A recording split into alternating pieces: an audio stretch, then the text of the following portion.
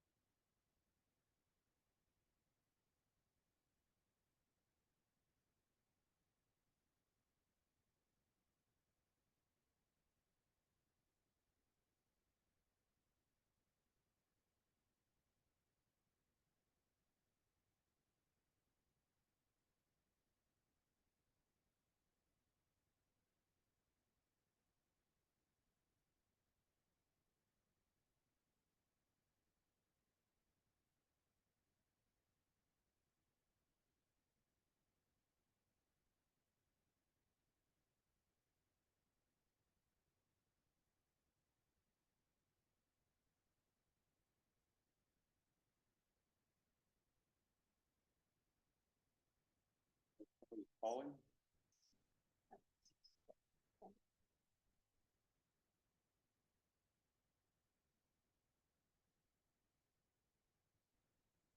Okay. Testing the sound here.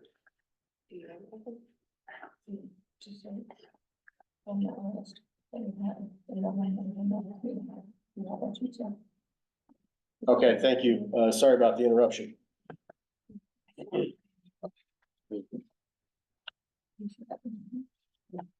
It looks like we're going to go down the list. So we've discussed 3.1. And the next one would be 3.2, 2024 funding agreement. We just got done talking about that, and then the 3.3, 2025 budget discussion. We can talk about that.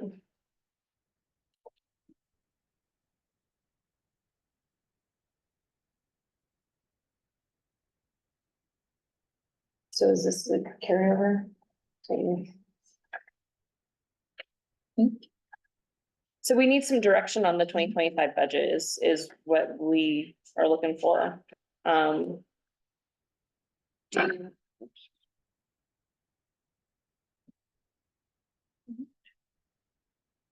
I need to know what you guys want to do with the carryover funds. I need to know what you guys, where you want us to put the money for this next budget so we can submit it. And the sooner we can do that, that would be great. But I'm just looking for input from you guys, what you want to do with it. Well, in order for us to do that, I think we need something to look at. I didn't. Kind of breakdown. I wasn't quite prepared, but I can make a copy of what Haley had from our last meeting, if that would suffice. Yeah, if you don't mind my chicken scratch. Let me make a quick copy. Let's do that.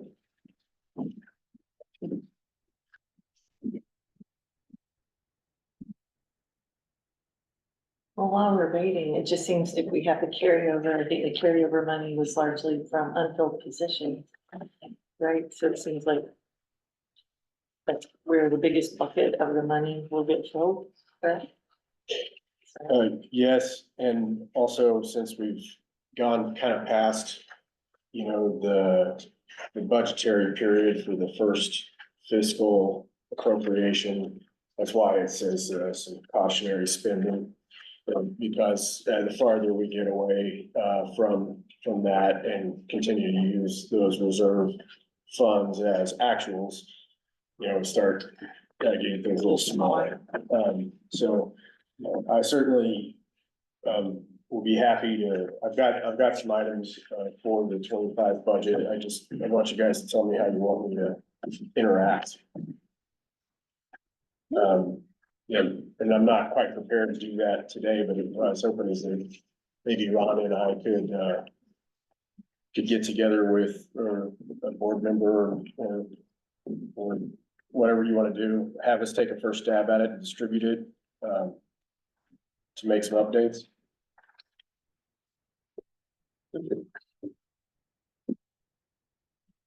Now,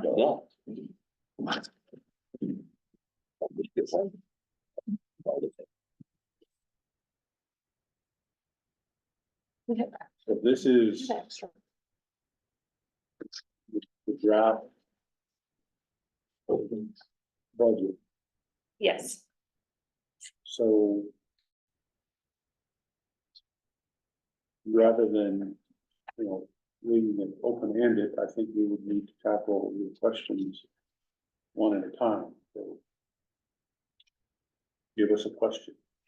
I think that the biggest expense that it would be the easiest to tackle, sorry for my tongue tie, would be how you guys want to go forward with the personnel.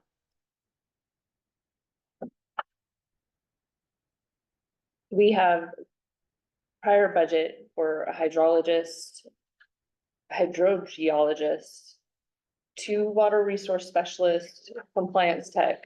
Personnel has kind of shifted around, so how do you guys want to fill those positions?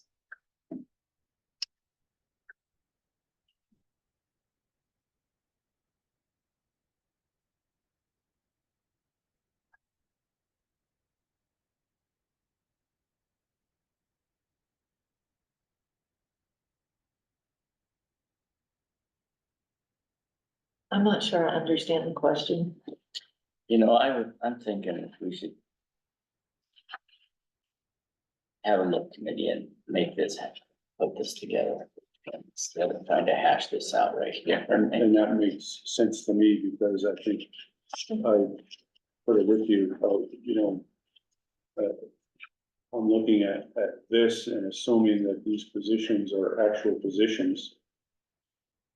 So I think it'd be better for a small committee to try to tackle this, but I'll look at this and I'm still not sure what your question is, what specifically do we need to decide about these, if these positions are there and they're filled.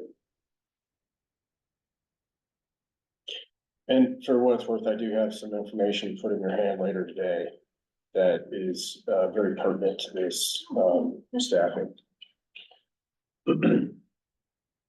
Well, and the other side of this is a budget, it's not an actual thing, you know, it's a looking forward, of, okay, this is where our money's gonna go. So, but I guess, yeah, I would be, I think our time would be better spent having a little subcommittee address this. Okay, I would tend to agree, let me try this.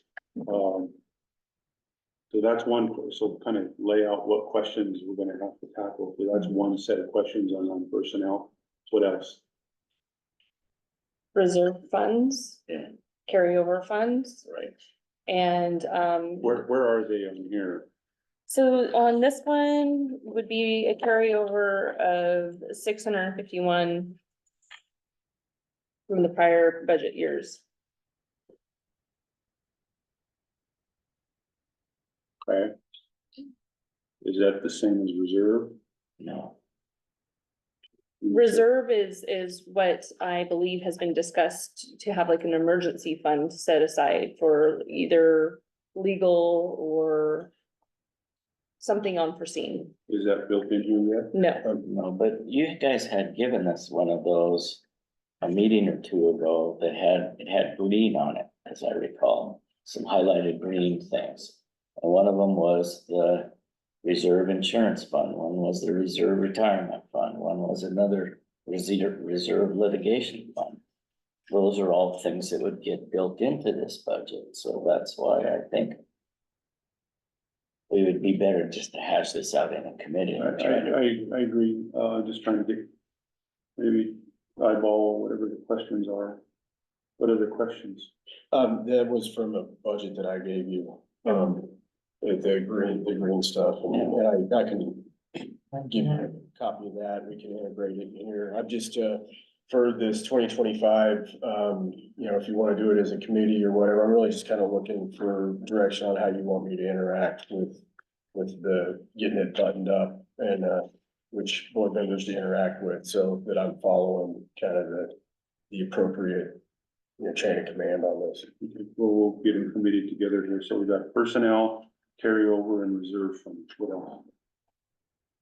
that's pretty well sums it up. I don't really see our expenses Okay. changing much. Okay. I don't know if you also need to talk about potential building funds. I know that that's been on the topic. Yeah, we have, there's a few additional line items that, they're not so big that you should be freaked out by them, but we probably need to talk about, and I'll give that to you on my list at the committee arrangement. Our IT services are gonna go up a little bit, so, things like that.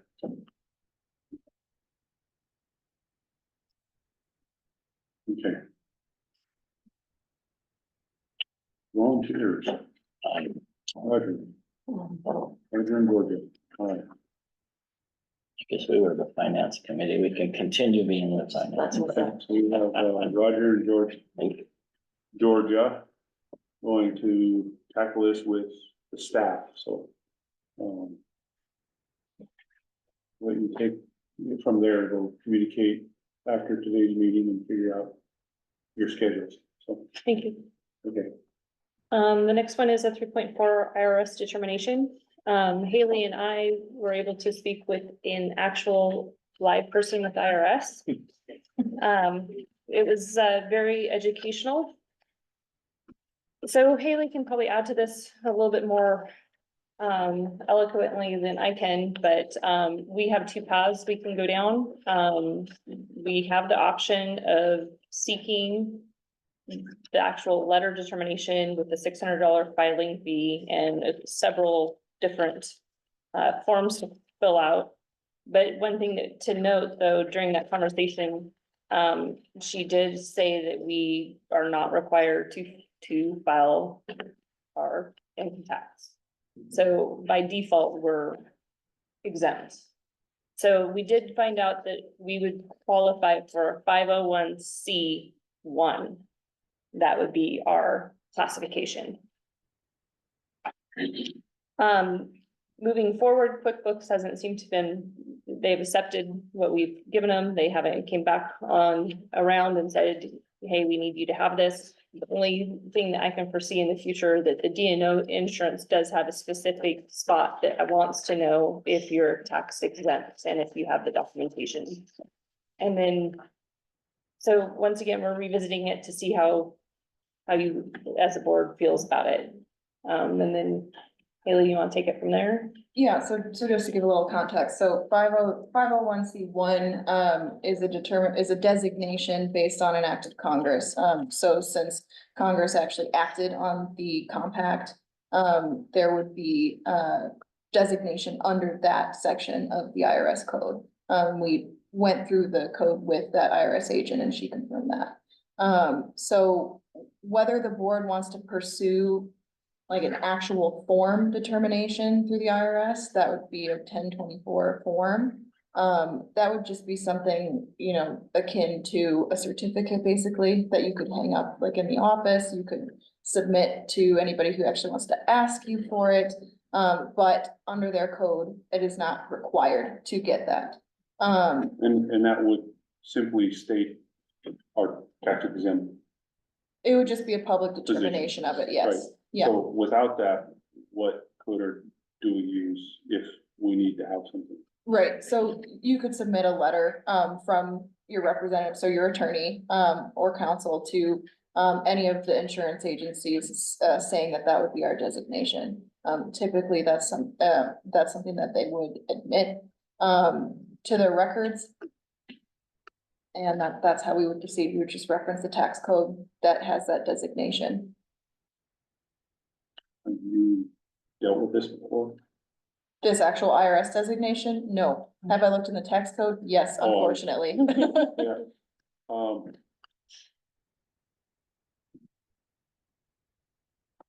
Does it cost to get the form? It does. Rhonda spoke on the $600.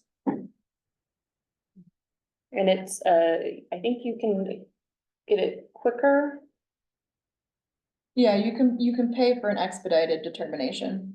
More money. Yeah. Do we have, you had a conversation with someone from the IRS, which is kudos to you.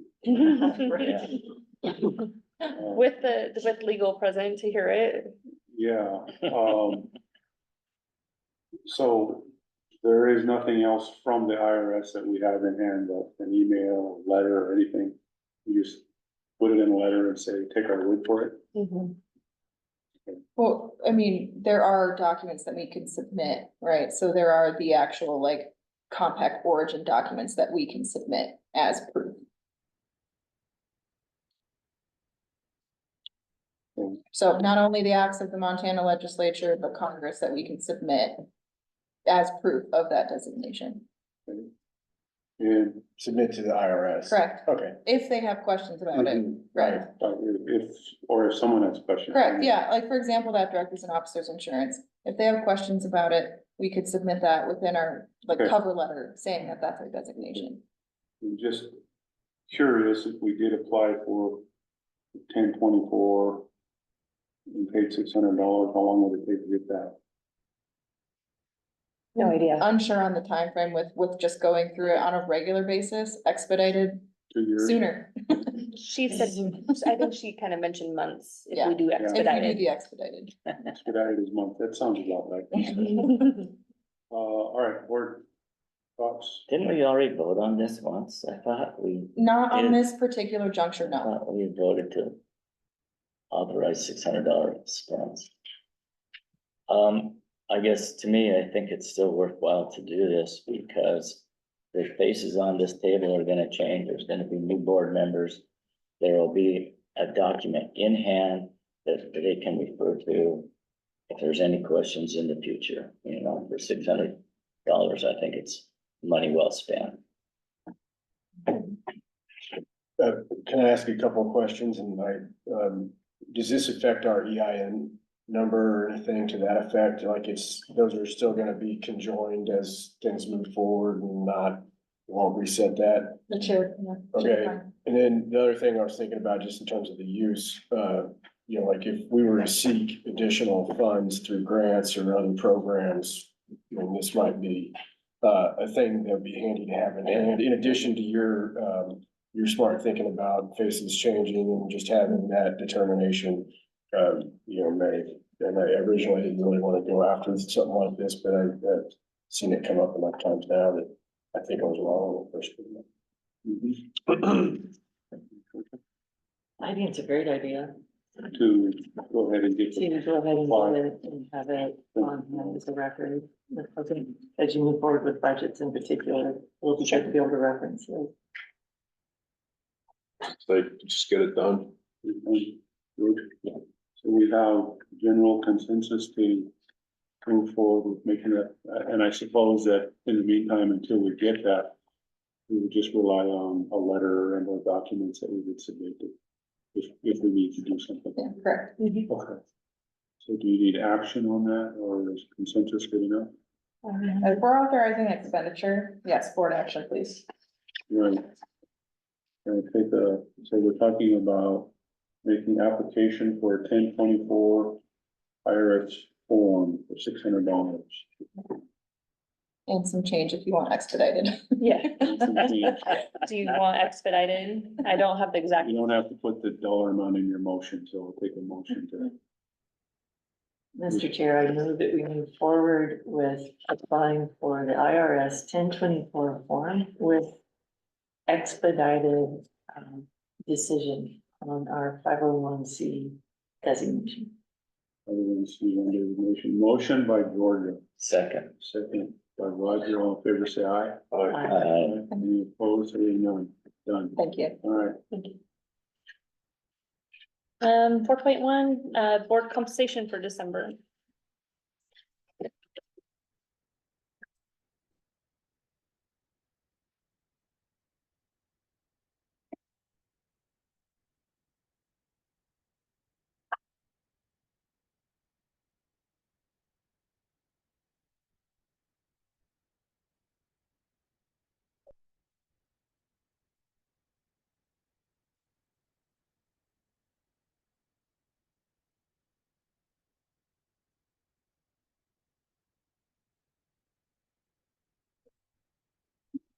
You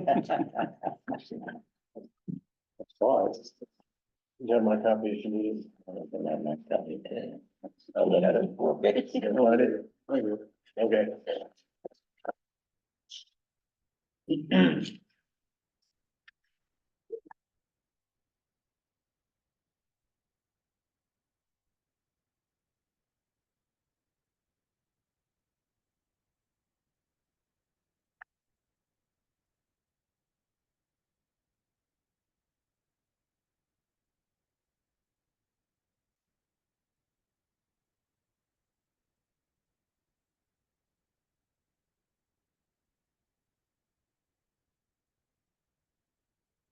good for me.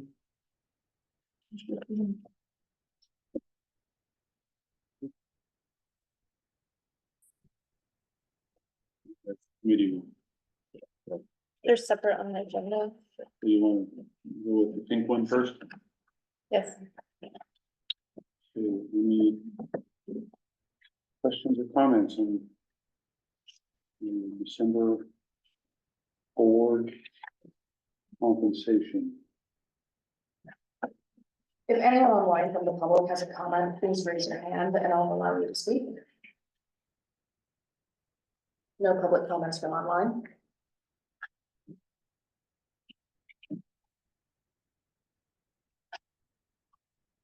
Any board members, comments?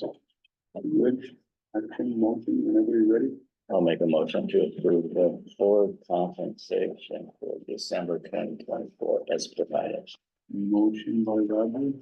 So, second by Ken, all in favor, say aye. Aye. Aye. Any opposed, they're not approved.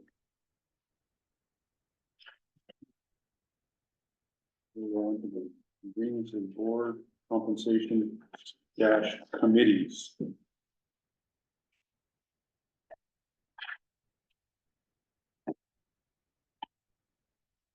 With you.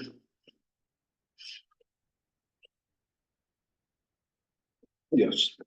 Motion,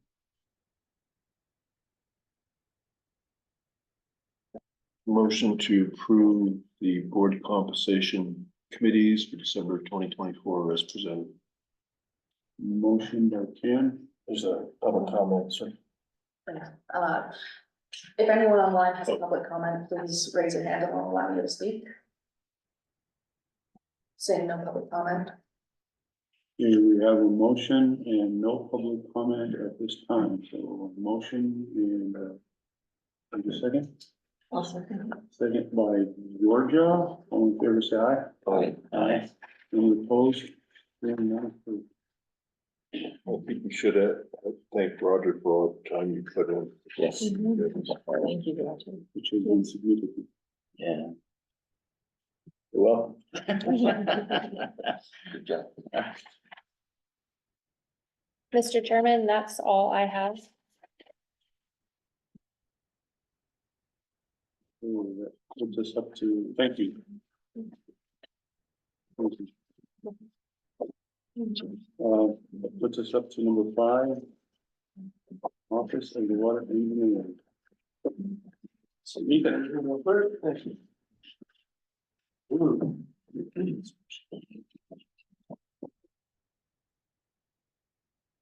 Mr. Chairman, board members. I'll give you a nice update here on what's been going on here at the office.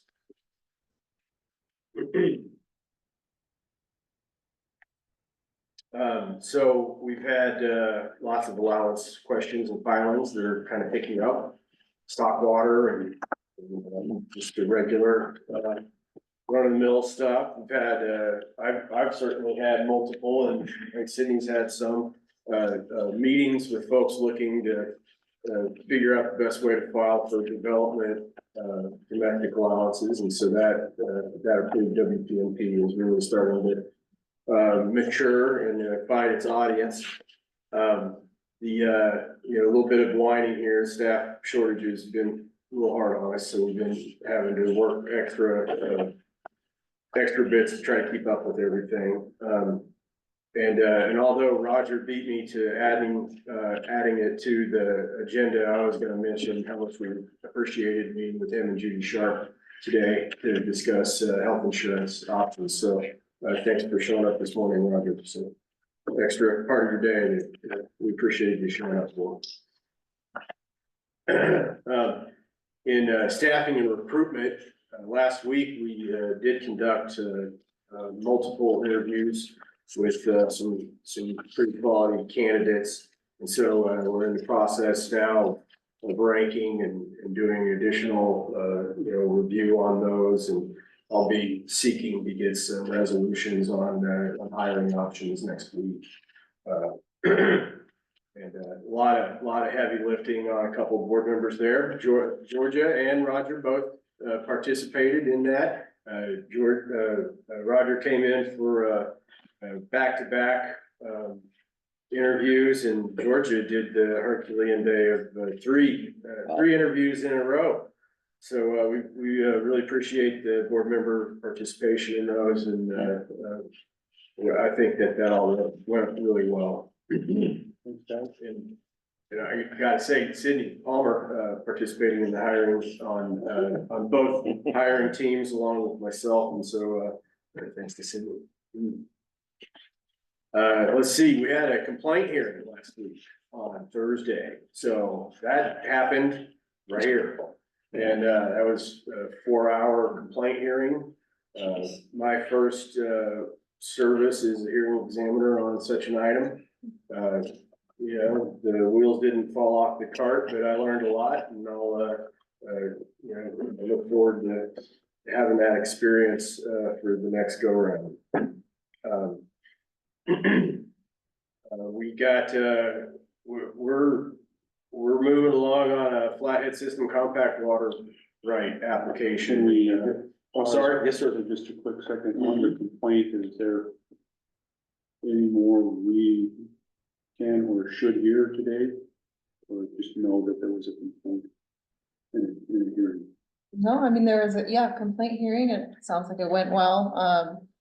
Touched base with Ethan after that, and there's definitely some things that, we can look to improve, in the future. I mean, it was the first one, so it's great to get it out of the way.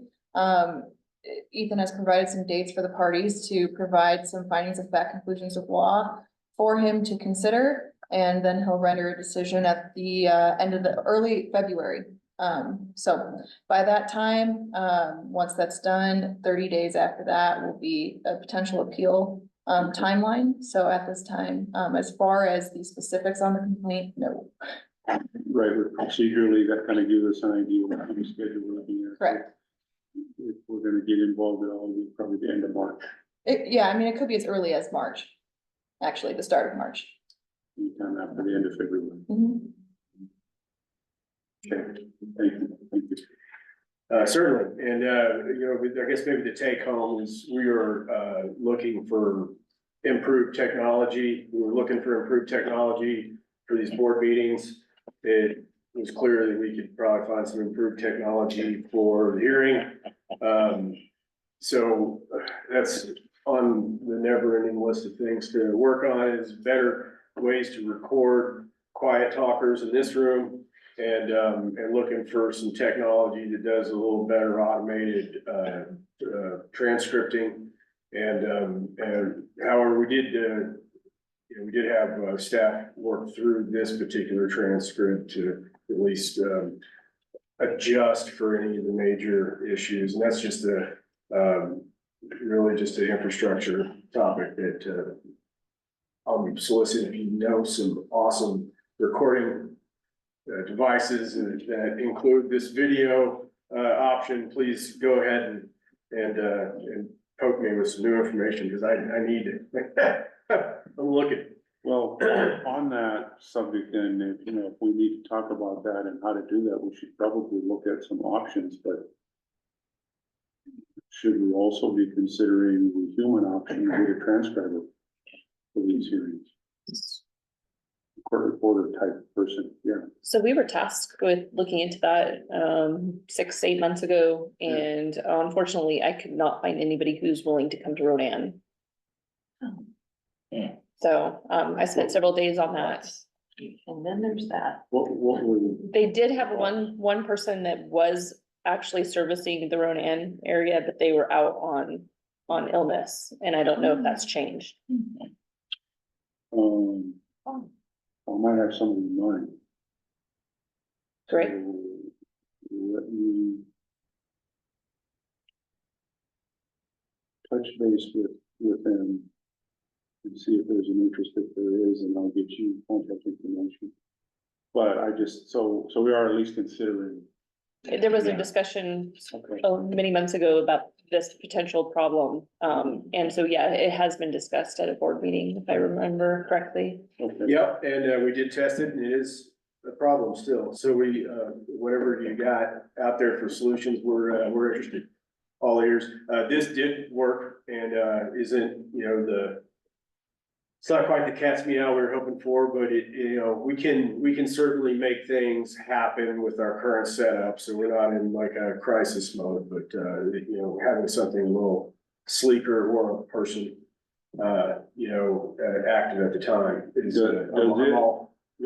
Does it, I know we're talking about that being the transcription, right, what we're seeing on the, Yep, but there's also audio recording of this, so someone can actually listen to the audio? And we really, because we tried to get a very detailed transcript on this particular item, we noticed that the audio, when you have multiple people, interacting, sometimes the audio, gets washed out on this particular setup. And so, yeah, yes, we do, and we're doing everything we can to have that. But, you know, we might have to try to do some sort of belt and suspenders, approach to either adding a secondary arrangement or just more microphones. I don't know. I'm not the sound guy really, so. There's sometimes, a transcriber can work off a clean audio. Listen to it and transcribe. Just a thought, so anyway, all right. Thank you. Yeah, a good one, Mr. Chairman, thank you, because if we record it and send it off, then that's certainly an option for us. Next item I had for you is just to let you know, there was I mean, everybody was familiar because you've heard comment from the applicant, but just as an update, we have moved forward with this application for Flathead System Compact Water. We have a minor solicitation of some new information that just went out today, and then after that, we get some response back from the applicants. We anticipate this office will start working on its first preliminary determination. So what did I say wrong? It's recommended. Recommended, sorry. DNRC background crept in on me for a second. I apologize, Mr. Chairman. But recommended decision, and you'll be happy to know that Sidney Palmer is signing this on an application. So. Water use application, really. Sorry. Just curious what kind of information info we're looking at. Got some additional details on diverted and consumptive units. That's interesting, because I would have thought they had that nailed down. Okay. I'm not here to throw the applicants under the bus or anything today, Mr. Chairman. It's, No, it's not even the applicant, but I know they gotta go through quite a little bit of a gauntlet through the tribe before it gets to us. sometimes we're particular at our office. So. Yeah, that's good. That's All righty. All right. Anyway,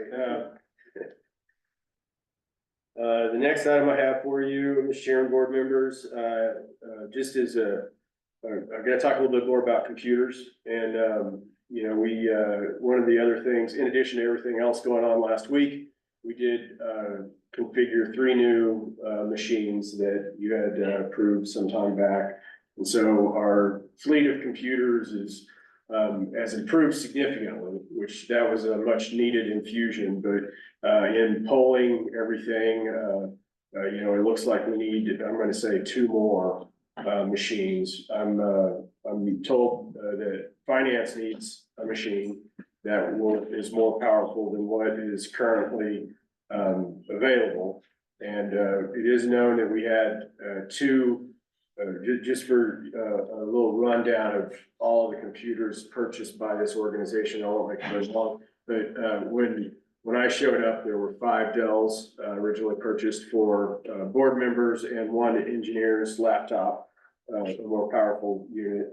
As far as I know, the Dells are all still operational, but a little slow on ArcGIS. 2 board members retained the Dells, and the other 3 are actively being used by OE staff. Then we purchased 2 small laptops, inadvertently small, but that was part of some IT issues that we were having at the time that we ultimately had to resolve. And those are still in and with us, but most folks who are using those consider them to be a little underpowered. And so they're not really that great of a resource. However, could be a nice resource just for somebody to carry around and check their email on and such. But in terms of running QuickBooks software or ArcGIS or something to that effect, they're not really that useful for us.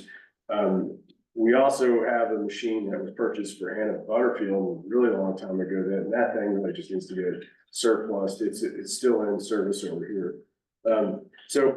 All that said, and having tried out these one of these three new workstations myself, I'm suggesting that we pick up two more.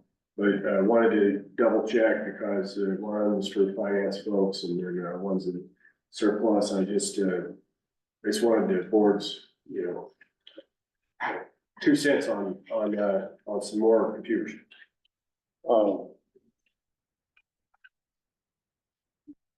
You went through a lot there, so what kind of computer would it be? Sure, I would buy the same thing that I just bought, the exact same configuration. Which is, They just got tested, they're Lenovo ThinkPads. I like that one sitting right there by the water bottle, okay, and it seems to be a very good machine, so. okay. They come from Lenovo configured in a way that is, seems to work well with our system after you go through that initial startup and get it set up kind of arrangement. Okay. Yeah, when I was here last week, I had a good opportunity to sit down and chat with Rhonda about her existing and emerging needs with doing the finances. And at that time, she shared with me that she has a different kind of computer need. And I do not have my notes with me. Do you mind me putting you on the spot and asking Sure. you what you need? I would, myself personally, I would really like to have a desktop. I would like to not have the docking station and everything else on top of my desk. And I think that they tend to be, a little bit more powerful. So that's my preference. So.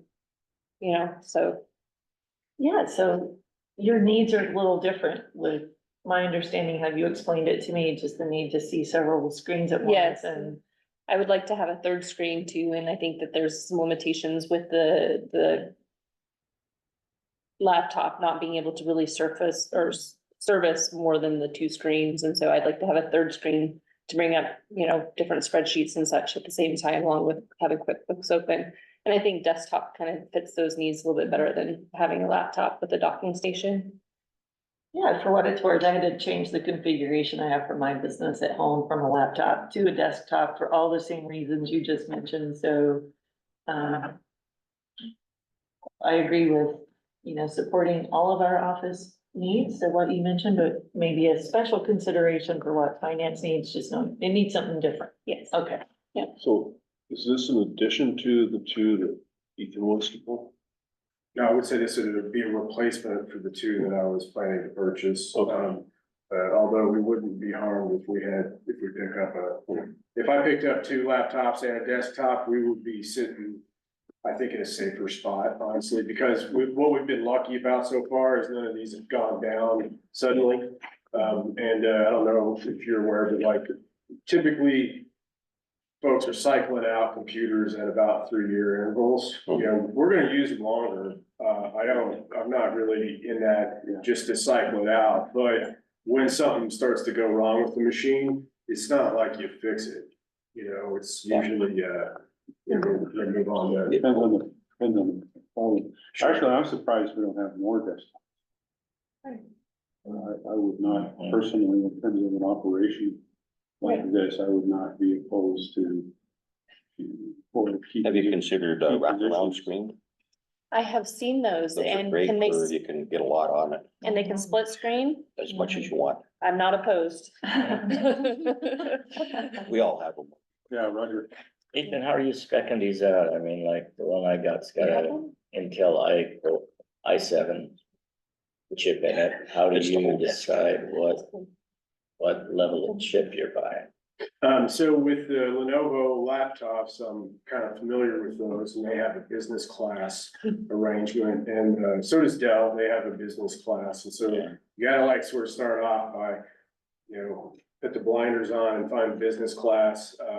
Nobody here wants anything other than a 16-inch screen that has a keypad, so that funnels it in a little bit more. Then we are usually going into the RAM and we we don't have real excessive hard drive needs, but I usually put a terabyte on just for. It's not like back in the day where every little gigabyte cost you a ton of money. And everything that we're looking at now is, solid state drives instead of spinning drives and then usually I pay attention to trying to at least get enough of the ports that we would wanna be able to hook things up into. Sometimes it's a struggle as things are transitioning away from USB to A and B to C. And some of our tech is older, we're starting to see adapters and things like that. And also the main reason that we have focus on laptops here is just, a lot of these are purchased on the heels of the pandemic and portable workface, force option, and I'm not trying to, suggest that, there's a problem getting a desktop or two, so, but that's a lot of why. We had that image, that idea in mind is. Yeah, no, I had points about what we've done, but I would personally not be opposed to more desktops. And I think that there's a good combination of desktops and laptops. And I think laptops would be particularly interesting on the mobility, especially for field workers. Yeah. If you said directly, I could pick up 2 desktops and 2 laptops, and we have a real, we could offload some of these older machines, or at least set them into more of a field class arrangement. And the other thing that I've been nervous about is if one of the board members is like, hey, I'd like to have my Dell back. Because, that could happen, but maybe you'd like to have. I'm trying to reduce the computers in my life. Okay, well, you were pretty clear about that when we luckily got to use yours, and in a pinch, it was great to have that option, so. I don't know how board wants to approach it or phrase it, but to me, I think, approach it to acquire, what we need that's gonna work best for staff, if that includes additional desktops, so be it, and follow the purchasing protocol, so. If we get to an amount that we need to approve, let us have it. Otherwise, to me, I say go for it. What do you think, Jody? I think our staff have to have the tools for the job, Yeah. right? So. Questions? Questions? Yeah. All right, we'll just proceed, is what, I'm reading all that to be, and we can buy some screens, some computers, and, everything's gonna work out. Thank you for that. Mr. Chairman, Board, can I move on to the last item I have for, When you get the new ones, why don't you do a little inventory of everything? we do have, like a spreadsheet inventory and assignments, for, just to let you know, we do have that. And whenever anybody comes in here, and I'm just mentioning this to reassure, because this is important about inventories, when you come in and you take a laptop, you get signed out. Some of you actually, we've got sign out sheets for you guys. Even, but that is important, to keep track of that. These are FRWMB OE possessions, and they need to be treated like government property and tracked the best that we can. We haven't lost one yet.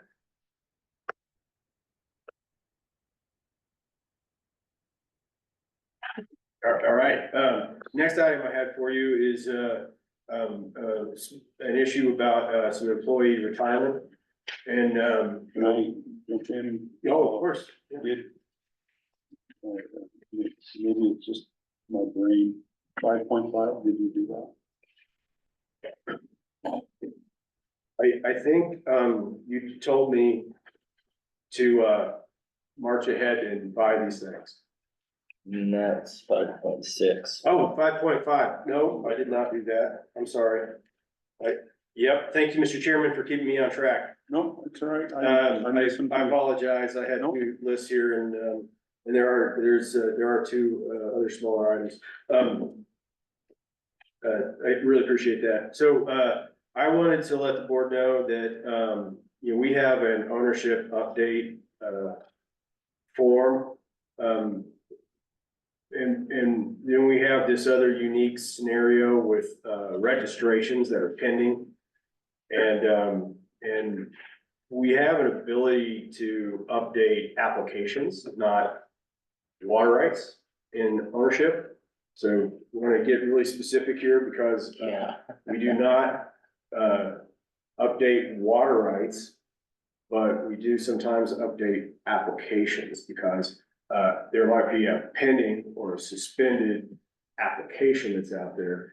And we would be able to maybe interact with that because that's not really a water right at this time.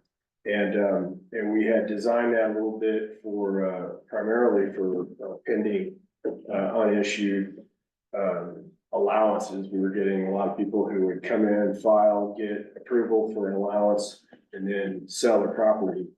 And they want to transfer this I'm gonna say perfected, allowance because there's up to 2 years in which somebody could perfect an individual domestic allowance. And so we set up this system, and we've noticed that we've had this problem additionally with pending registrations. And I wanted to, I didn't want to get out ahead of the board, but the way that the state has handled in the past,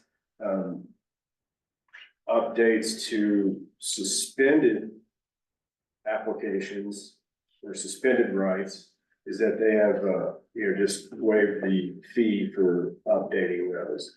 And for us, we are caught a little bit on the issue of like when we have a pending right that we pulled to process, but it was filed by another owner who no longer owns the property. For us to like move that forward, we need to get that application into the correct name to meet the requirements for possessory interest. But I also generally don't think we should be charging them money for an application that's not a water right. And we can't actually do water right ownership updates. That's a responsibility that's under the jurisdiction of the Montana DNRC. But the original application paid a fee. They did pay a fee So to, this is just updating, we're just saying we don't need to take that fee a second time. I think that that's a way to look at it, that is probably good enough.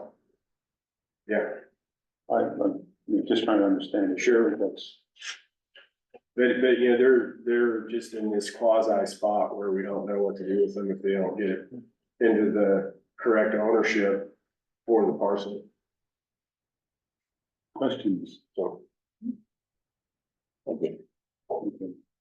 okay, good deal. I just wanted to let you know what I'm doing, so that if you hated it, you could tell me to do something different. One other small announcement that I don't have on here is that we did also do our first permit extension, permit deadline extension. So we do plenty of domestic allowance extensions who've not been able to get things drilled on time or get the house built on time. But we did do, you'll remember you rebooted the form to include water use permits that were issued by the Montana DNRC, and some of those are not yet perfected. And so occasionally they don't get everything done by the end of that perfection period. So we came up with the system, and we did in fact do our first one. That is a $400 application to extend the deadline on water use permit.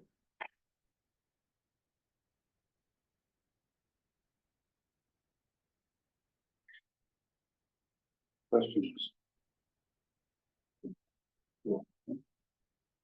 All right, and now the last item I had here was a small item with the employee retirement that I'd like you to consider. In our transition to I have a handout for the board members. In our transition to new fiscal, arrangement. Didn't think to myself, okay, there is a bit of we ran into some delays on the retirement fulfillment for the two OE employees who are receiving retirement, and I am one of those, so I've got a little bit in this, but what I was hoping is that, you know, for that amount of time that the you know, those retirement, you know, transactions weren't occurring, you know, the two folks participating in retirement, you know, lost significant, earnings on interest.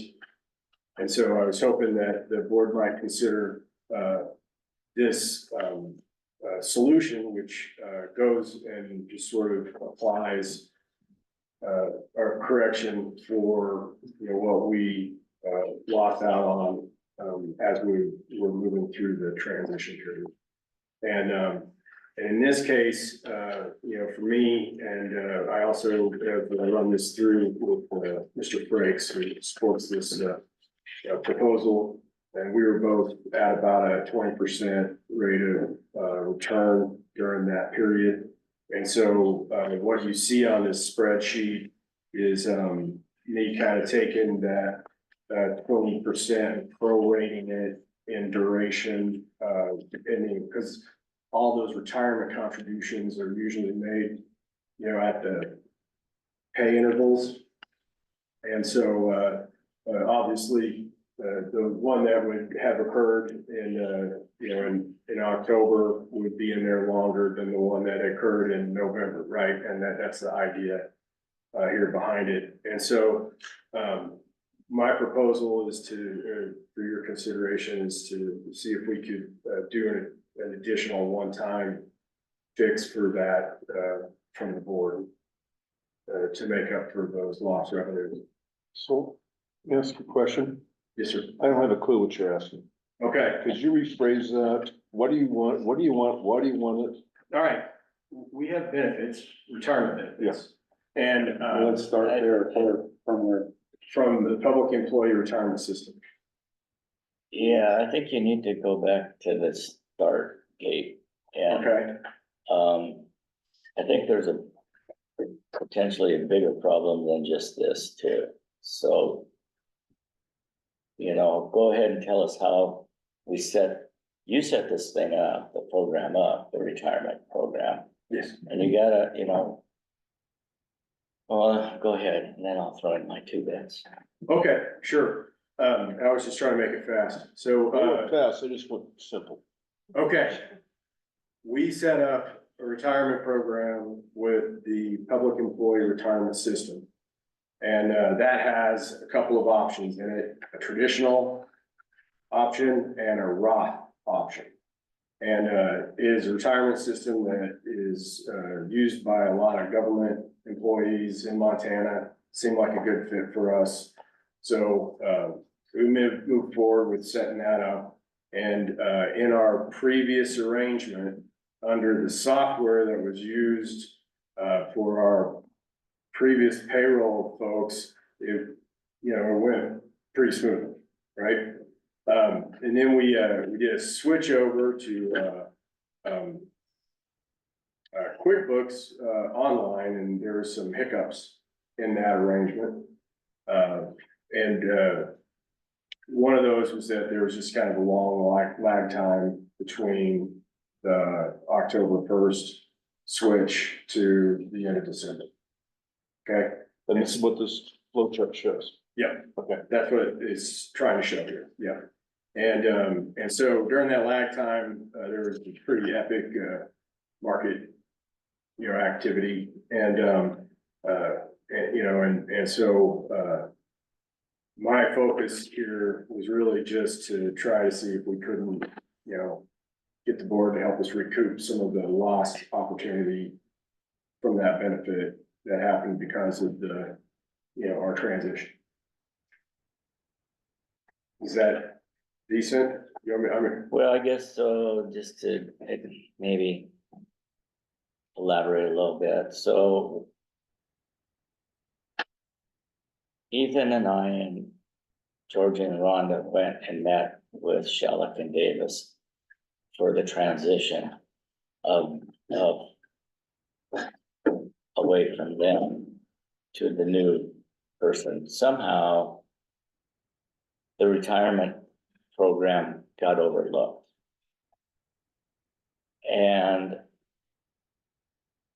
And Marie was doing it, to my knowledge, and Rhonda, feel free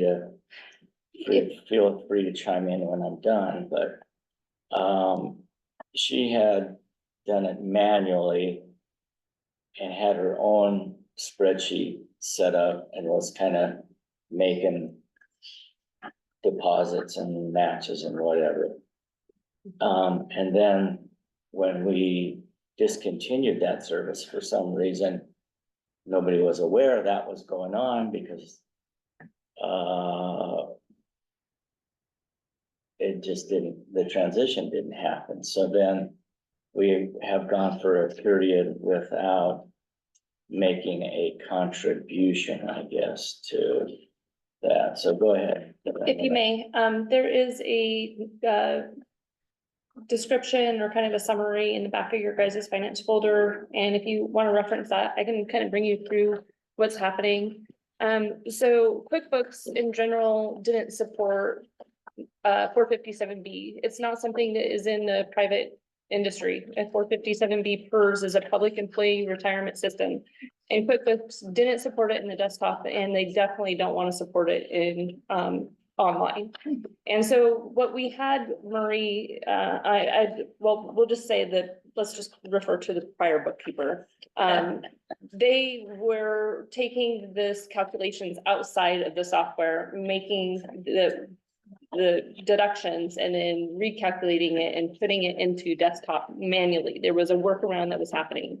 QuickBooks Online, it doesn't allow you to have that manual because they do a lot of reporting within the software. They report to the Montana State Fund, IRS, Social Security, Medicare. All that is done now. A lot of the reporting is done right after the pay period, and not necessarily on a quarterly basis like was done with, you know, more of that manual type kind of situation that the prior bookkeeper had. So we transitioned from the prior bookkeeper into what we had, but those accounts that she maintained were not provided. We weren't provided contact information. We weren't provided login information. And so we had probably about a 6-week period of who do we talk to, who do we get a hold of, and how do we get these accounts into our control. After that happened, then we also had a situation where we realized on our first pay period in September, that QuickBooks does not support Roth. They support pre-tax for 457B because it mimics a 403B, which is like a healthcare type retirement. So that is something that they'll support, but they will not support a Roth. The Roth came about in the Secure Act of 2.0 in 2022. So this is a relatively new thing for Roth contributions on a 457B in general. We have tried at length to figure this out because we did have an employee that had Roth contributions and we really wanted to make it right by them. And while we were trying to gain access, tickets were opened with QBO and to no avail. They basically said, we can't help you. There's not enough basis for us. Maybe in the future, there might be a need for it. So once we finally got access to our account, we were able to add the people that needed to be added, and then it came the backup payments had to be made.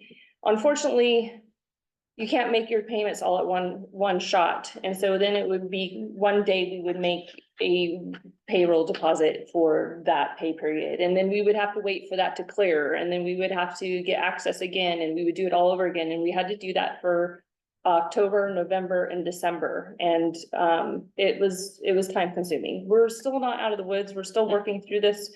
Right now, we're having a problem with Impera and Empower communicating. And so we have two new employees that we haven't been able to get added to the system yet. And so we're still working through that. So there's going to be catch-up contributions hopefully we'll be able to make once we get that figured out. Emailing, phone conversations, Teams meetings, it's still in the works. And so this isn't, it's not an easy thing to deal with. Eric, the system itself there's a lot to that new system. There's manuals, there's YouTube videos. And so we're learning along with, trying to work through the problems, unfortunately. And the thing with it, like Rhonda said, our previous bookkeeper was kind of making it her own calculations through spreadsheets, but Empower is this nationwide monster that has all their internal software. So that's why it doesn't match up with QuickBooks, because they don't use QuickBooks. They're so large, they have, their own methods for calculating all of this stuff. So it got kind of complicated. So, and I think to me, there's another facet of this too. We have 2 other employees that are not yet on it, but yet we've approved a start time for being eligible for 401. And I think we need to go back and revisit that to bring them current, with whatever contributions we should have been making. So there's a lot going on here that's yet to be resolved. So how long do you think it'll take to get it resolved? I am trying. It's been. Yeah, I know you're trying. It's been one of those things that I want to have tackled. I really do. I would have thought this was gonna be resolved a month ago. I shouldn't still be dealing with these issues. I have another meeting tomorrow, with Impera. I can address some of these questions, like if we can make backup contributions, for it would be out of a payroll cycle, so, I can see about that. Other than getting the other 2 employees, it's up to Empower at this point in time. They have to send over a report to Impera before we can even make deposits in Eric. And so we're waiting for the right people to be involved to send this report over so we can actually make the deposits. I've left phone calls, emails, and I haven't got a response yet. I do have a Zoom meeting scheduled for the 27th, but unfortunately that's going to be past another pay period. So we're hoping to get results before that Zoom meeting. So the 2 individuals we're talking about here are, This was, for James Frakes and myself. But you're just asking for an adjustment Yeah, based on what the market did. Mhm. yeah. But is this, all of these retirement plans are cafeteria plans that have multiple mutual funds and whatnot that you can choose from. So, I guess what we would need to see is really what funds you were invested in, so that we know if That's what that that, is, right here. I don't know. That's from my specific account. I don't see the name of the fund or anything like that. I can show you more. I wouldn't want to really provide, too many of my screenshot account details for this particular presentation, but you can look over my shoulder if you'd like. Cause I agree, and, I think that's fair. I was trying to use exactly what my account was performing at. Well, I'm the same with James. I want to see what he was invested in. I mean, he might have been in some conservative thing that was like turning around 4%, so. I don't, We can plug that in. The great thing about this tool here is that it is an interactive calculator, so it can, we can put his, rate of return in and, dollar amount, and it would spit out a real clear conclusion, if that helps, Mr. that would help, and I guess I would want to see the fund and all of that, so that. For that detail. We know what we're approving or not approving, so I guess. So I'm still not clear what you're asking for. Do you split cash? I mean, money? I would prefer to just have this, go into, the retirement account, but I'll accept whatever works from So fiscal. it's not an adjustment. You just want something, money. Yes. Yep. Okay. to go into the account, money that Yeah. It's, that's gonna be lost. So when the contributions didn't get made, then he didn't have money, I guess. Yeah, we'd have to take, I'd have to study the spreadsheet. So when you say this is for you and Mr. Price, Yeah, the amount is, it's like really close to 650 For each or for both? for both. for both. Right. So relatively speaking, that's a small amount, Man, that's a but this calculation that we're looking at is your, This is a spreadsheet to show you how I would calculate it for mine. I really didn't want to provide at the public level, like what I'm putting in my retirement. And so, at Rhonda's desk, I'd be happy to add that level of detail. But this is really set here to show you the method, in which, dollar for me, so if I had put in $1 for each time, which would be, $5 for this duration, how that would get calculated out. I hope that helps. No, that does, Mr. Chair. I was just thinking, we have a budget committee that has to meet to finalize what money goes in what buckets for 2025, and since this has occurred in 2025, we could address that then, and so not to have to make all of that public. We could work on it, but I'm more concerned about the employees who have a start date who haven't gotten anything at all. And that would be another calculation we'll need to make sure you're treated as you should be on your retirement accounts. But we could do that inside that committee if it saves time. that sounds, that works for me. My question is what, for the other two employees who will not get in there, when do we look at that? That would be after they're actually in, then, right? Yeah, so the board made a decision in October, and so when the two new employees started, there was language in the personnel policies that really didn't say when they could set up an account, and it really didn't say when that benefit started. And so when the policies were written in October, rewritten, I should say, that was looked at and approved that within 30 days that employee could be eligible. And so those two employees haven't had an account prior to just recently getting them set up because of that language. So I don't know if that's a technicality you want to consider or not. The flip side of it from a fiscal point of view is I'm not sure if we're allowed to dump any extra money into a retirement account because of our contract parameters. So I would have to look at that. I think that's an important catch because I know that in the past, you can't, in the retirement program I had, I couldn't just say, well, I want to just Right. dump someone in there. Right. What goes in is based on whatever the policy is. Some percentage I put in, some percentage the employer puts in, And it builds on that. right now, we kind of have extenuating circumstances that they're willing to work with us on. And I don't know if this would be considered part of that or not. We can approach it. But the plan administrator would probably be able to help us. Okay, well, so I'm in favor of George's thoughts and plans about how to work through this. Because you'd want to work through both of them, not just even within Mr. Frakes and then the other two. I'm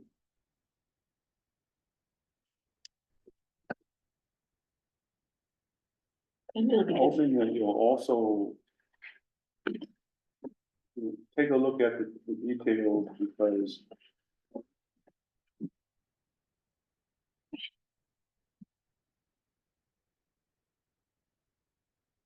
$20.62%. I've never Who's getting that and what, seen sign that me up? anywhere. It was I don't know pretty what that good. is. It was a pretty good period. Yeah, anyway, that's, So Well, frankly, need to, for me, yeah, just to be on record, I want it verified. That's what committee and finance would be good to take a look at this and verify. Exactly, I appreciate you bringing this forward. We need to make it right. That's one thing, but let's verify this so that we know exactly what we're doing. And then get it back so you can approve it. If that needs to be approved, yeah. so are everybody getting retirement contributions now? No, And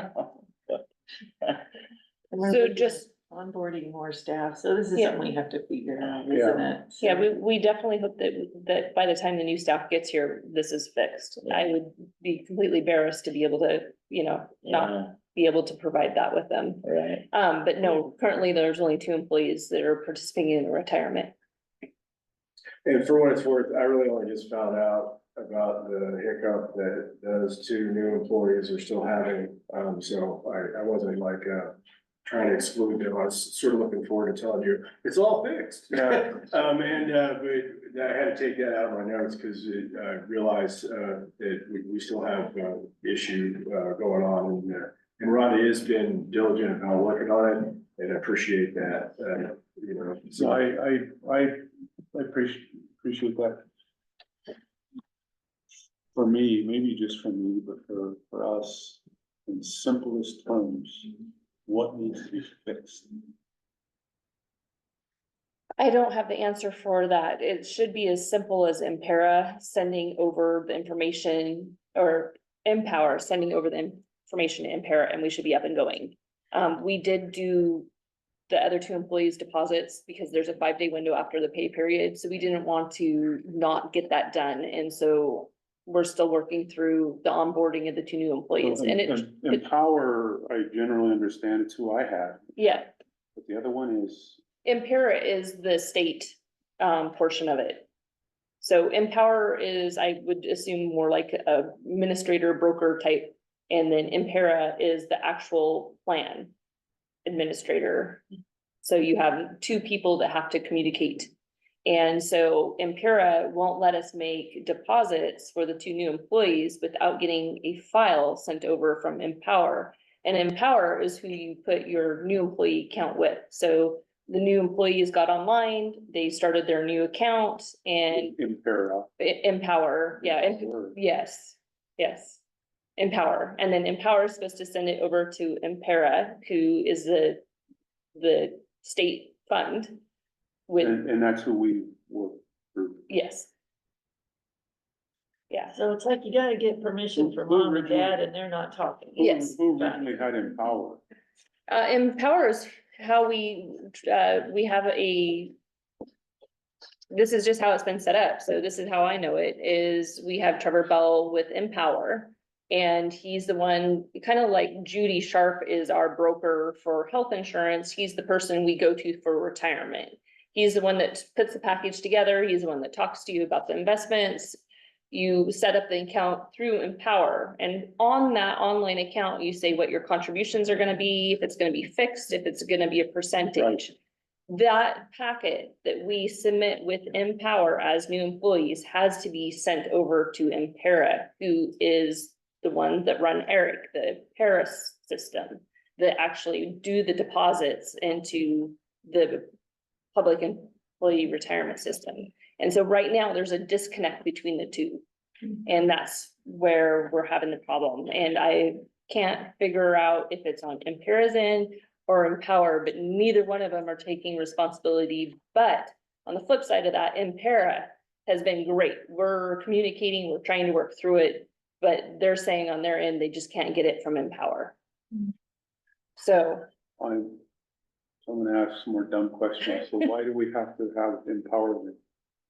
that's how it was set up. I don't have the answer for that. That's who Impera contracts with, sort of like how we have Blue Cross Blue Shield. So they work with them, they That was- contract with them, and yet they can't communicate. Well, it's not totally unique. Well, I mean, in my mind it is, because I've, Yeah, in my entire employment career with the tribe, we've had Empower and it worked for us great. And we go in, we set our own, distributions Mhm. and we could change them. And Right. They work. Right. And they never, to the best of my knowledge, never had to provide anybody else with information. Well, yeah, I can't speak to your situation, but if we go in as employees and make a change to our contribution amounts, if we wanna go from 6% this payday to 4% the next payday, Empower needs to send that over to Impera, and that's what's not happening right now. There was a situation where Ethan said maybe in his memory, when they got signed up, there was also a hiccup also, and they had to do it paper form. So we're not sure if we're gonna get to that point or not. So, Our first hiccup was, it took a little longer to get things online, and we just had to backfill, which is what I would think would be the right move, is to try to just backfill so that match is for the duration of the year.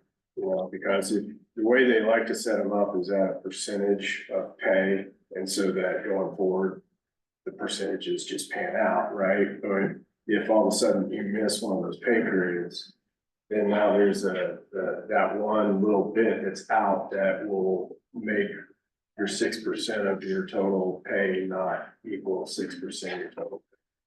And so we were able to accommodate that aspect, but for what it's worth. And I will commend Rhonda on being able to get James and I, caught up forward. So that has occurred, and that happened within one of the main deadlines that we were worried about, which is the fiscal year deadline, where you have to get the contributions in place by the fiscal year. So our position and role here needs to be just to assure employees that we're gonna do everything we can. One, to make the retirement program work for us, mhm, and two, get each individual,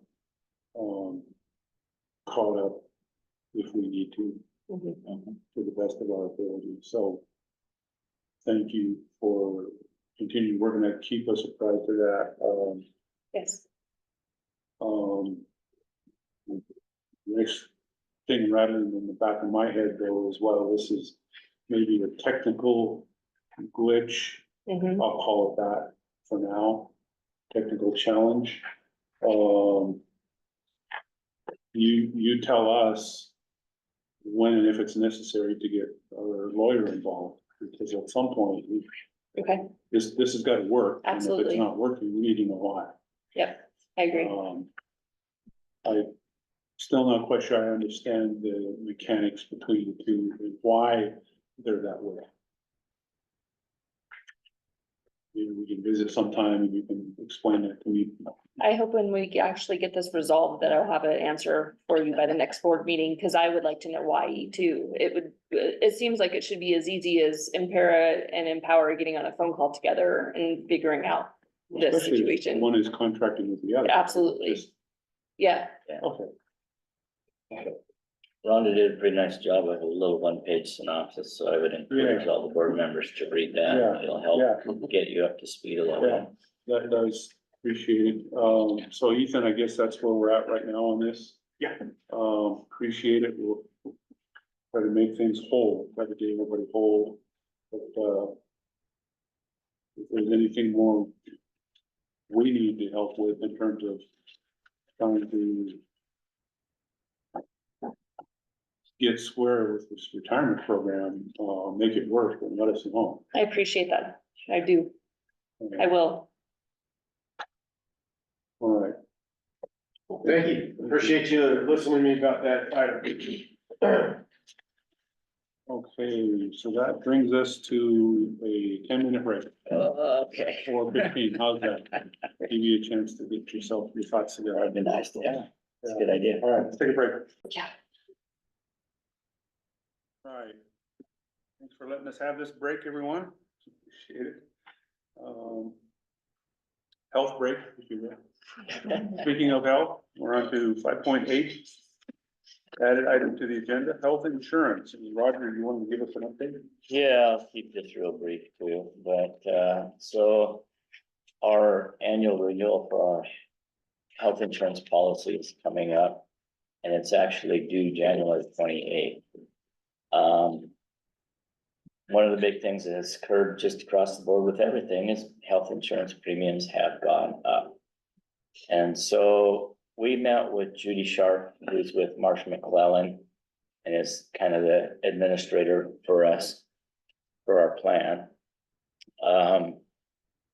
To discuss it, because there's two options. One is Blue Cross Blue Shield, and the other is Pacific Source. And there's some unique circumstances to certain employees within on our staff. And so Pacific Source's premiums are less, and they have I'd have to go back and see where their deductible is, but they're pretty comparable. And so we've always had Blue Cross Blue Shield. We have the potential to shift now to Pacific Source. So the staff is looking at that, and they're gonna have a decision on Friday as if they want to go that way. The other thing we learned about today that I had never even heard about was HRAs, which are health reimbursement accounts. And so they're kind of similar to an HSA, but they're not, because the HRA is actually owned by the employer. And they hold on to that money and make but you can have Pacific Source will be the administrator for that. So we're looking into that. Judy's gonna get us some information on that within the next day or two. We're gonna churn all that in, staff's gonna look at it, and then decide how they would like to proceed between the two carriers. But then with that, we will need to probably have a teleconference special meeting, because our next meeting isn't until January 29th.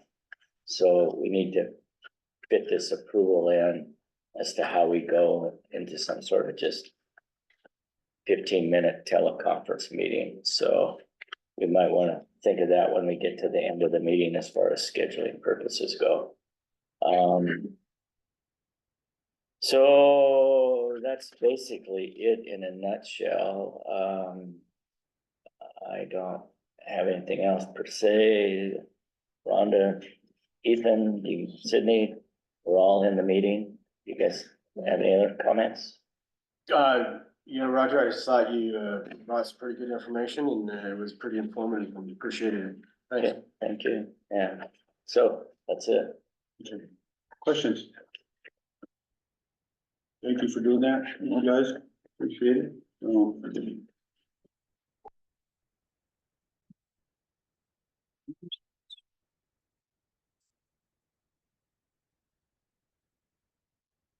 Yeah, we're waiting patiently all this time. Appreciate that. Kayla, WRIS Updates. Thanks for coming. Yes, I will try to. Yeah.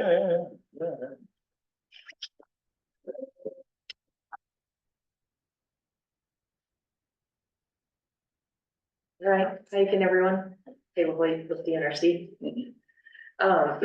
So I will give you an update on the WRIS enhancements. So the WRIS stands for the Water Rights Information System.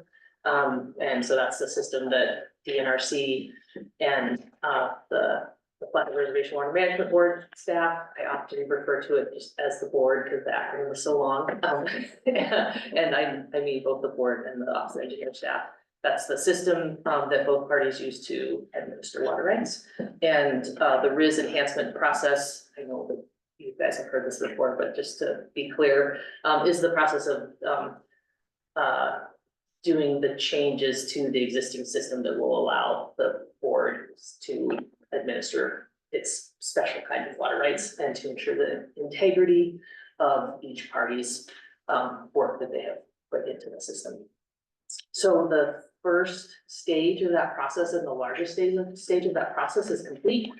So the offset engineer staff is using the WRIS to administer the majority of the water rights, in its jurisdiction. Of that work that is completed, there are still some bugs that we need to work out. Like we just had some ones with printing remarks that we figured out this morning. So I think there'll still be some existing bugs to that work that is completed that we'll just need to be working on. There is additional work to do. And those remaining tasks are important work. And so what still needs to be done is there's most of the work for flathead system, compact water is done, but there's an additional report that we need to enhance the database to allow it to be printed. So that is an important task and a really time-sensitive one as well. We still need to do the enhancements that will allow DNRC to complete ownership updates on board issued rights. We have some edits that we need to make, we as in DNRC and the board, to some existing reports, like removing the TSRs, making sure those don't show up, some formatting. So that work is very far along in the process, but it's not at the finish line yet, but very far along. And then the category that I think is going to take the most work, that is not complete yet, is the permissions needed to allow the board to administer existing state-based rights that are on the reservation. We've divided those into two categories. The first one is permissions for the board to process change in use applications on those existing state-based rights. That one, we're all on the same page on. We're almost done with the story, which is like the instructions that we give to the software developers. And so that one is, we're making great progress on that one, but it's not in place yet. And there will still be, the software still has to be developed, and then the office engineer staff will need to test it to make sure that it functions as it's supposed to. The other part of administering state-based rights on the reservation that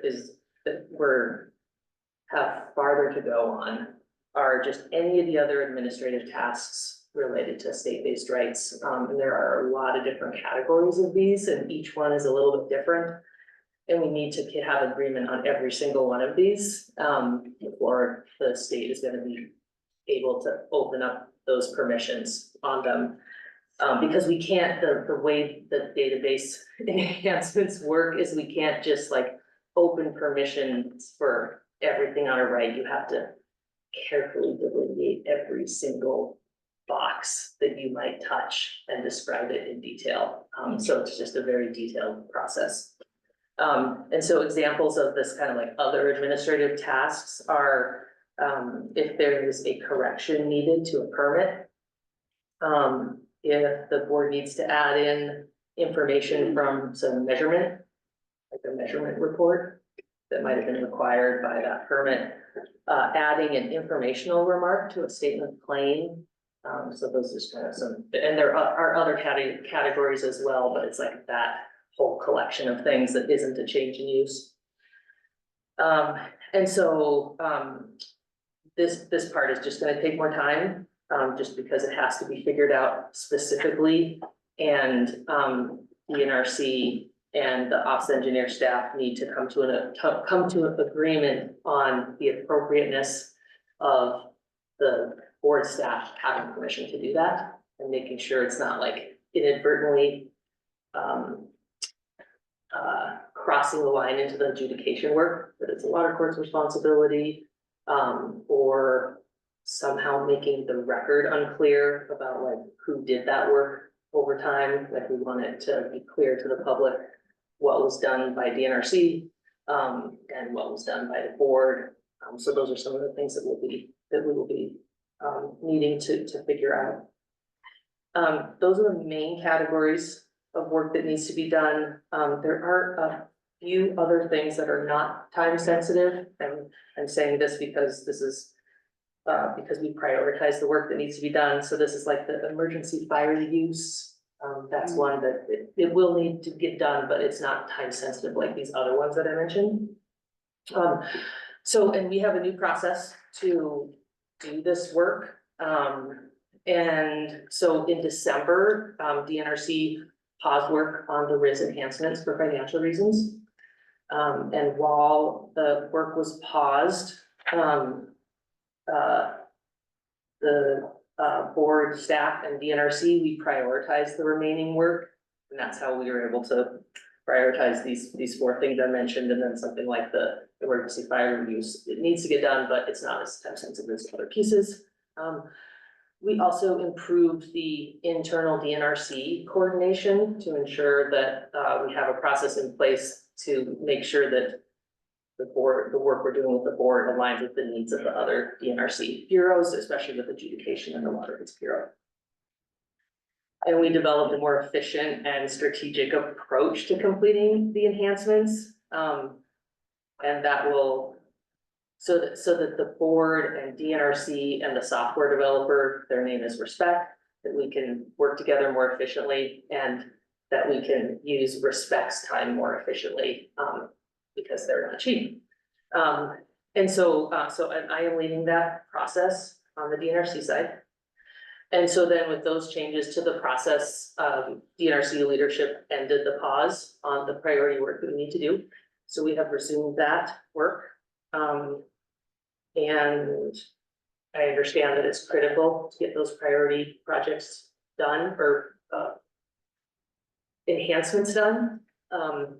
It's also time sensitive, partly, I mean, it's time sensitive and urgent because the board needs to be able to do its work, but also because Kathy Schubert and James Frakes are, we only have a little bit of their time and we don't have it for very long, and we really want to complete as much of this work as possible while we have their expertise and capacity. And so this project is, it's one of the top 3 for the compact program in the state. And just it's very high priority for me and for the compact program. We are back on track. And I do think that this new process will be more efficient for everybody. So I think that will be helpful for being able to get to the finish line on it. So that's what I prepared to share with you all. Are there any questions about this, or are there any things I didn't cover? Just That would be helpful. probably some questions, out of curiosity. Yeah. Top 3 of the compact program, what are the other 2? One of them is the stockwater mitigation program. So that's the program that the, oh my gosh, CITT, what's it stand for? Sure. Yeah. Sure. Yeah, that's the one that will mitigate impacts of changes in FIPS off-season stockwater delivery. So it's that. And the grants associated with that, With that, yeah. did that end, and That closed last Friday. And so the next step is. it's not gonna be extended then? No, we got a lot of applications. There's a lot of interest. And so the next step is the review. and ranking of Any those. estimate on number of applications? 147. That's all? Wow, that's a lot, that's right. I say that's Oh. all. I would have expected more, Yeah, but 147. Yeah. Okay. Yeah. What else? Okay. and then a project we're working on with the Blackfeet tribe. And then this. Yeah, what's going on with Blackman? We're working with them on their existing use list. Which is like their version of the tribal registration process. So Pela, I guess it got paused, it's my understanding because the DNRC has some financial limitations, but then that's been rectified, and so you guys are back on money to move ahead We're with back RIS. on track. We still have financial constraints, but there's also costs to pausing the work. And so, because they're more comfortable with this new approach we're using, they were comfortable with us proceeding as they continue to address the financial. New approach because of setting priorities. The prioritization was key. The internal coordination was something we needed to do, as well. And then just using respects time more efficiently as well, so that we're, really using less of their time. And doing more of the work like internally, like between us and the board, staff, before we get respect involved, and get ourselves more dialed in. That was kind of one of my next questions, how did that come about and how did that get resolved? So I don't know how much detail. Of which part? Pausing because of funding and then now we started. I don't understand you. Well, I guess probably you've answered that, so it got paused because of funding. But the funding hasn't increased. Oh, how can you be starting? I think because there's more confidence that we're working on just the most important things, and we have a good, efficient way to work on it. And so, and the compact program and the bureau that we are in has been making a good case for how important it is to continue with this critical work. Is there any new estimate on time?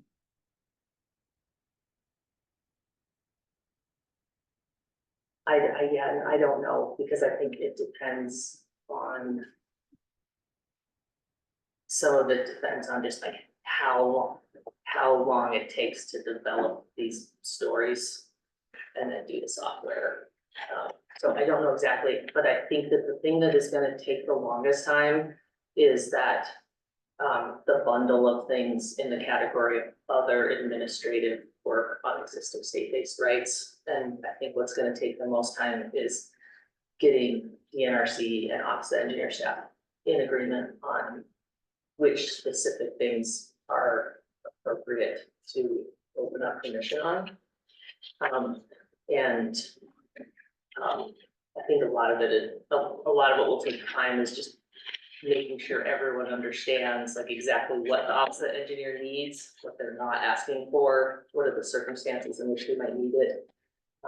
And it's just such a different thing to, to have a new jurisdiction having, or a new entity having jurisdiction that for the folks in Adjudication and Water Rights Bureau. I mean, they understand that the board has jurisdiction, but exactly what that means on the ground for specific rights and specific permissions within the database, we just need to talk through those things. And they haven't been thinking about them as much as we all have. Yeah, I have more questions, but I'll stop there and see if anybody else has questions. So, does it mean that all of the work needs to be done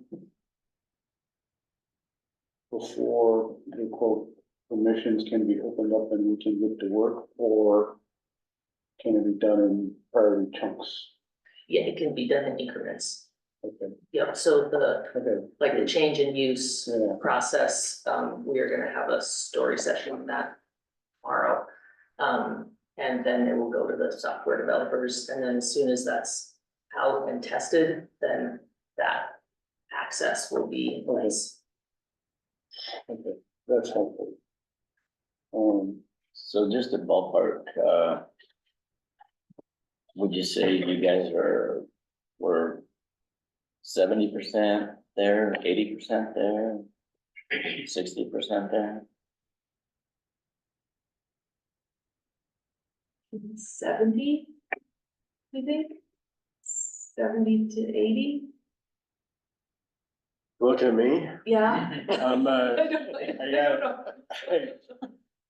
um, I mean, with the recent developments, it's a little harder for me to assess because, there's been a new, a new gauntlet to run through the bureau chiefs at DNRC, and how fast that happens will, I think, challenge that percentage. And then additionally, I got 15 days of Schubert's like full commitment time, which is gonna start to phase out in February, which is gonna put us at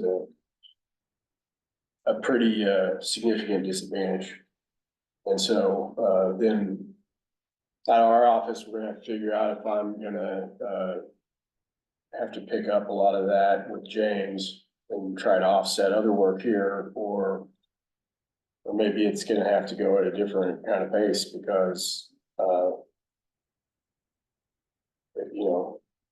we don't have another Kathy Schubert in the wings right now. If I could talk her into sticking around longer, I will, but, And she's not sticking on because she's just done working.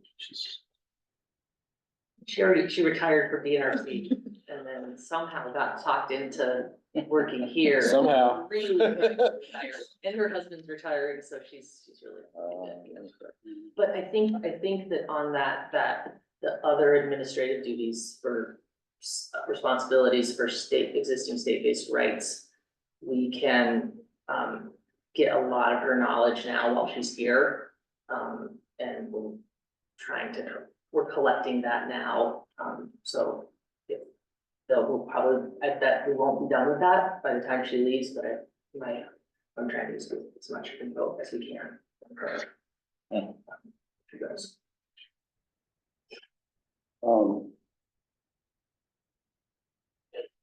I have another question. I have a question, if that's all right, Mr. Chairman. Go for it.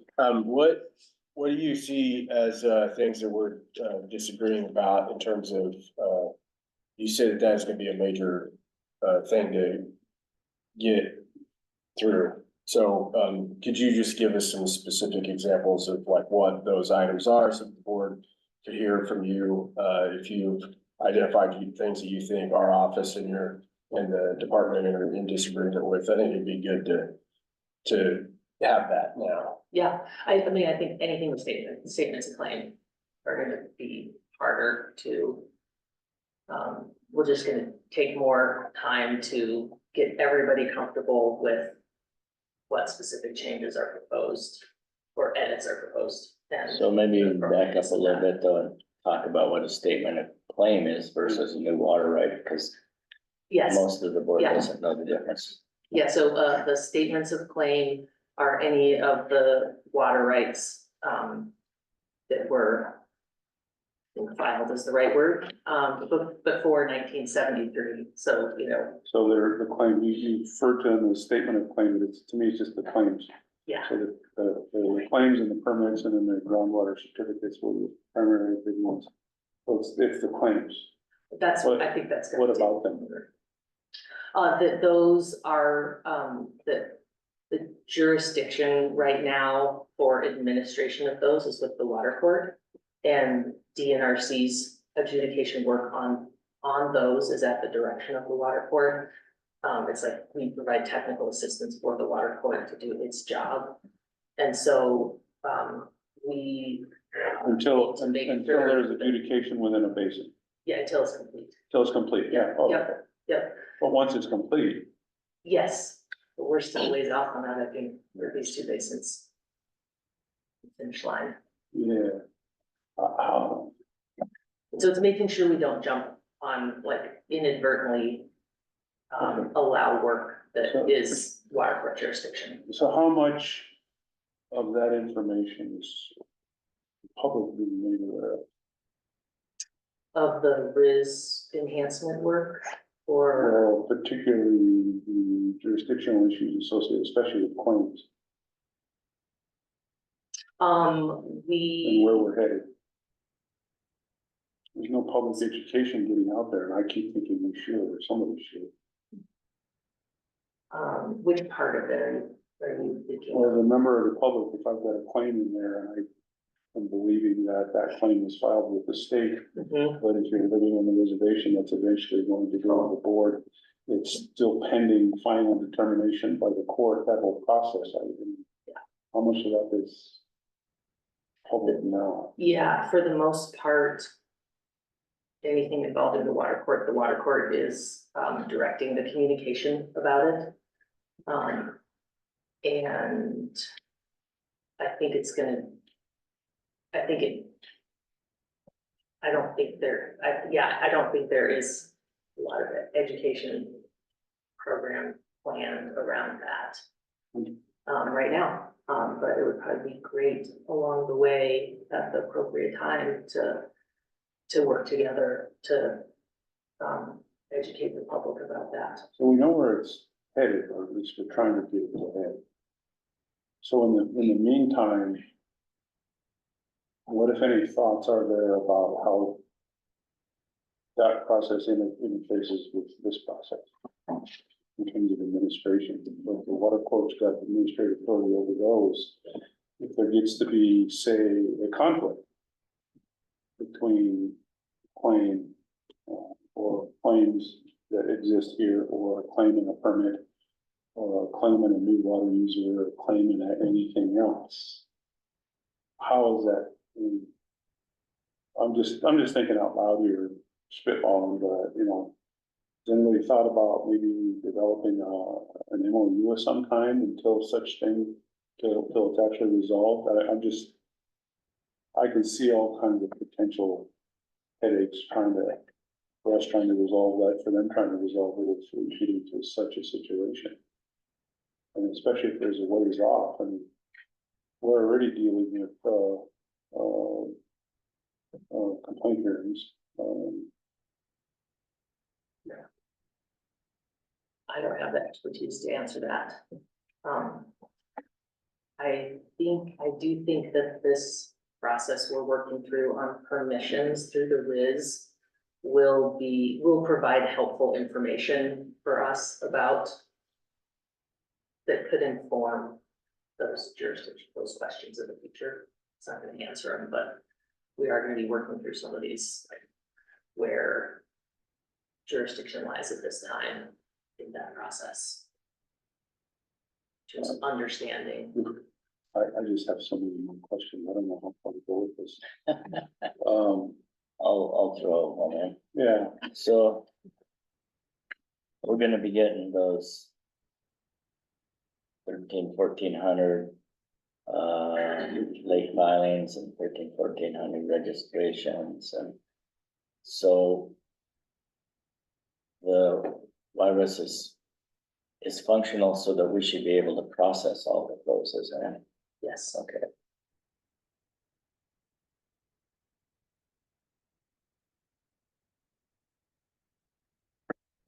By the time we transfer them over. Yeah.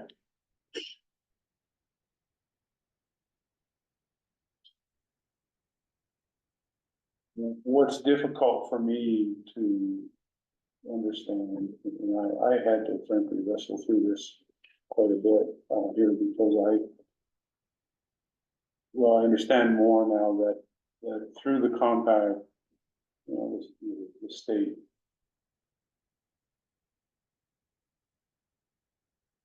has set out its authority to manage the database. That's why we're going through this process the way we are, as opposed to an independent database that we operate. Because it's what it says in the compact. That's what I'm getting at. Yeah, Just what yeah, you said in the compact. Yeah. I frankly fought with that myself over a period of time, so assuming that, so if the state has taken that position, it's not on you, but I have to ask the question from, maybe out loud, is why isn't the state taking it with a putting greater priority on this in such a way that there really shouldn't be any internal DNRCs, agencies, all the agencies trying to wrestle through this and figure out how to get this done. And shouldn't be any issues with how we deal with eventual jurisdiction over the claims. I can't help but think it feels like there's this sort of state internal struggle, when there really shouldn't be, because the compact set it out. It should be, the state would be on board with this 100%, and it should be a top priority in my opinion. That's just me. The state understands that the board has administrative jurisdiction over water rights on the reservation. That is shared and understood. It's more of a devil in the details, thing, and, with the majority, I think is gonna be making sure that we are doing that, that we are not crossing the line for what is water court's jurisdiction right now. Well, I keep thinking about the public as well, because at some point, we're going to be asked to provide answers about conflicts between certain resources or certain claims and permits, and we're not gonna have complete control over that at that moment. So I'm also hoping that when and if the time comes that we've got complete support, also if we're trying to resolve that publicly. So, what my gut's telling me, but that's just me. Any other questions? No. I'll shut up now then. I've got more questions than probably when you have one of your meetings, sit in on one so I can try to understand it better. That might help me, so I appreciate it, Taylor. That's all you have for us? That is. All right, thank you. Okay, Thank you for your time.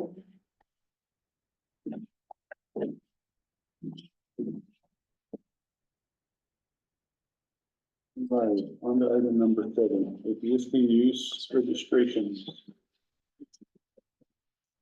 I'm not gonna stop at 6 today. At least. I thought we were gonna. Item number or time? Okay, hit pause, let's see, so where did we want, so it is now time-wise, 3:52. What do you think? Well, I thought we had said, and I'm just clarifying, I thought we were gonna get through 6 and stop and then move to executive session, but did I misremember that? No, you know, right. That's correct.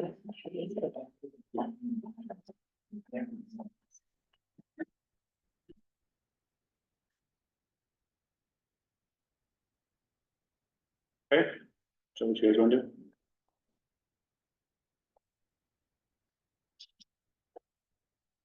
Sounds like the executive session was at least gonna be 2 hours, so I think, yeah, we probably better do that. Okay. So then we were going to, have sort of a split executive session, have one with Ethan, and then you're gonna have our own, so you figure out how you wanna do that yet.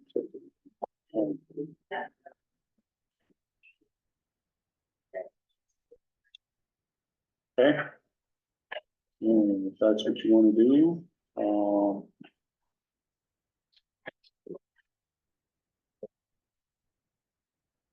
we've got to number 9, announce next meeting Wednesday, January 29th. So that's on here. Was there, do you need to discuss possibly other times? Or was there another? I actually had a deposition come up on the 29th, so I will be unavailable that day. Okay.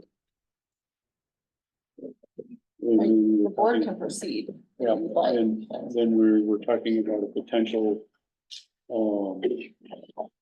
teleconference on Somewhere next week, insurance. yeah, Insurance? strictly insurance, health insurance. Insurance. So,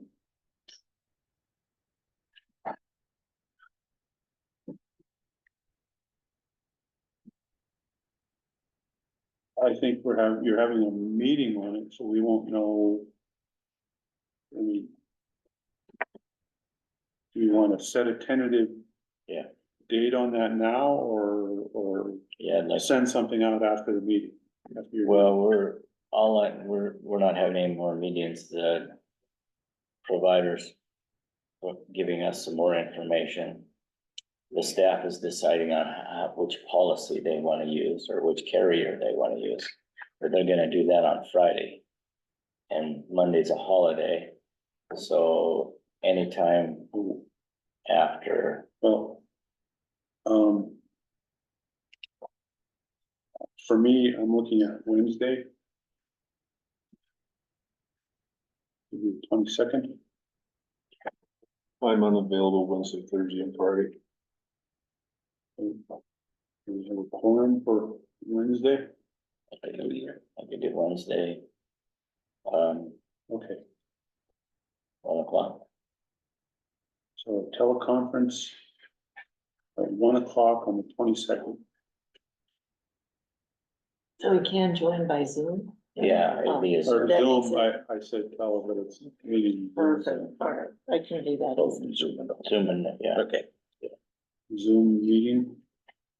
So we'll do a Zoom meeting, 1 o'clock on the 22nd.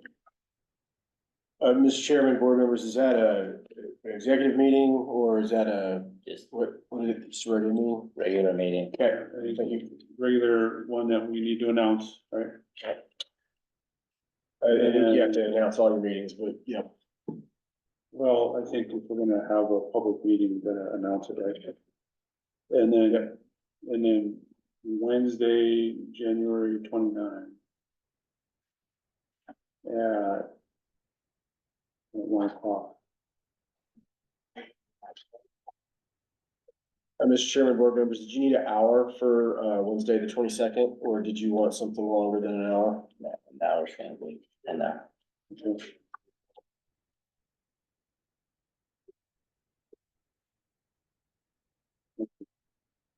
Any other time for January?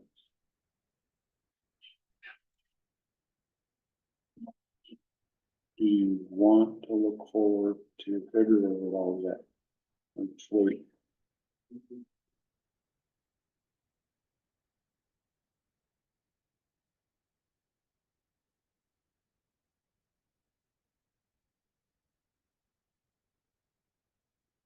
The thing for me is,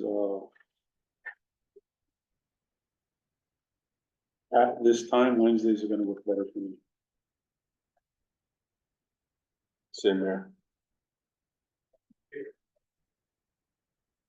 And just looking into February, it gets a little hard the first week because that's midterm. Yeah, so.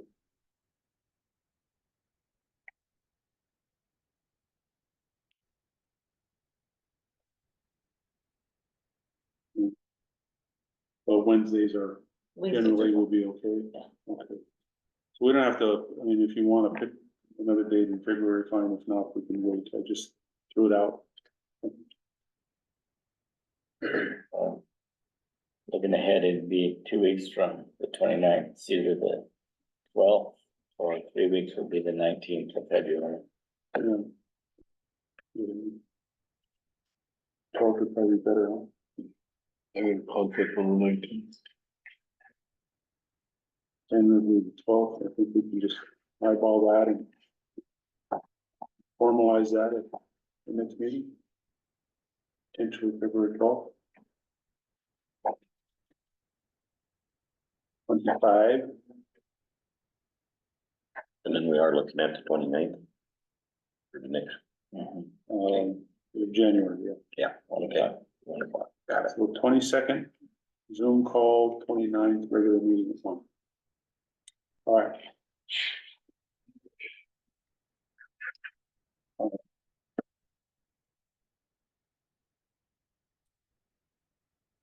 Question, Ethan, the things you listed you want to cover, do they all need to be executive session? It seemed like there was at least one for sure.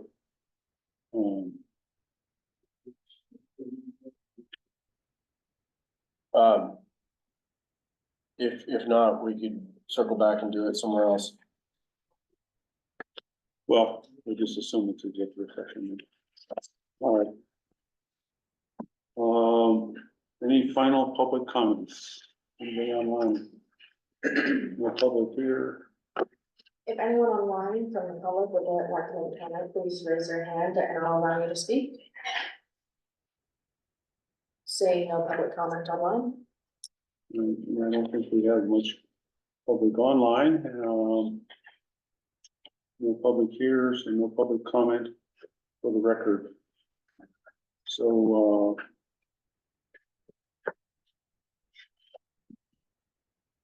Ken, anything else? No. Very good. Thank you. Well, okay.